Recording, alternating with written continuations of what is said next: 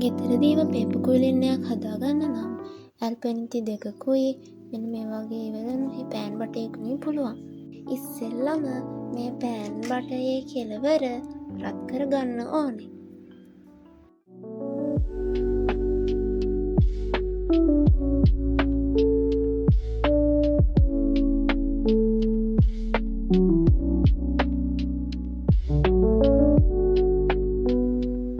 දැන් ඒත් එක්ක මල් පෙන්ති දෙක අරගෙන මේකින් දාන්න. මෙන්න මේ විදිහට.